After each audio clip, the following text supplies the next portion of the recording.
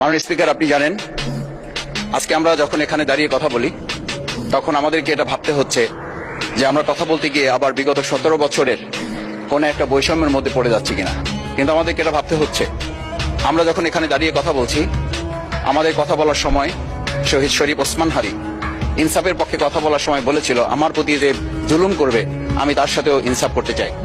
আমরা লক্ষ্য করেছি এই সরকার প্রতিষ্ঠিত হওয়ার পর শরীফ ওসমান হাদির ব্যাপারে তার বিচারে কতটুকু কার্যকারিতা নিয়ে এসেছে তা আমরা এখন পর্যন্ত জানতে পারিনি।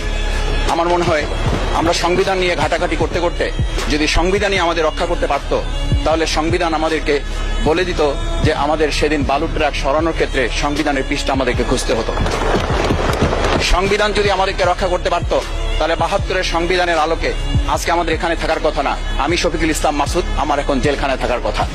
সংবিধান যদি মানতে হতো, তাহলে আমাদের মাননীয় প্রধানমন্ত্রী বাংলাদেশে থাকার কথা না, অন্য দেশের বাইরে থাকার কথা। সংবিধান মানতে হলে বর্তমান স্বরাষ্ট্রমন্ত্রী এখন দেশের বাইরে থাকার কথা ছিল। সংবিধান মানতে হলে যে বাচ্চাদেরকে আজকে এখানে শিক্ষা দেওয়া হচ্ছে, দীক্ষা দেওয়া হচ্ছে, কিংবা তাদেরকে কোনো কোনো ক্ষেত্রে জাসদের সাথে তুলনা করা হচ্ছে, সেই বাচ্চাদের নিয়েই আমরা এই সরকার দলের লোকদেরকে, সরকার দলের সম্মানিত নেতৃবৃন্দকে আমরা চোখের পানিও ফেলতে দেখেছি। আবার কাউকে কাউকে কথা বলতেও শুনেছি যে এই সমস্ত বাচ্চাদের, আমরা তাদের শিক্ষার্থীদের আন্দোলনের সাথে আমাদের কোনো সম্পর্ক ছিল না।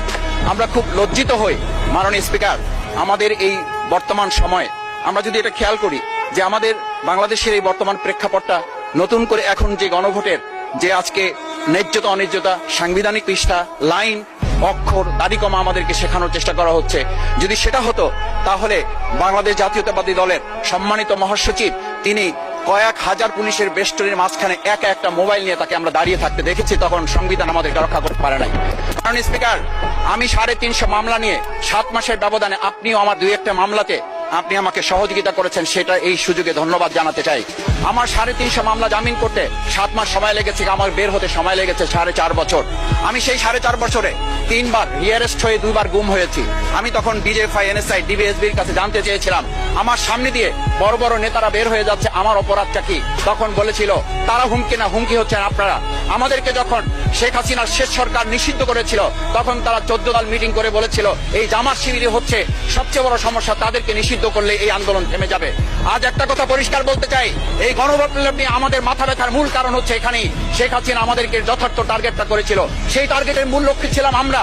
আমাদেরকে বলা হয়েছিল একটা গুলি করলে একটা সরে বাকিগুলো লড়ে না, সেই লড়ে না লোকগুলো ছিলাম আমরা মাননীয় স্পিকার, যার কারণে আমাদেরকে তারা ভয় পায়। আমরা এখন বর্তমান সময় ভিডিও দেখতে পাই, এই শেখ হাসিনা বাইরে থেকে বলেছিল আমরা এই দলকে ভোট দিতে বললাম, আর সেই দল আমাদের সাথে আবার বিশ্বাসঘাতকতা করেছে। আমরা সেই শেখ হাসিনার বক্তব্য শোনার পর আমরা কাউকে আজকে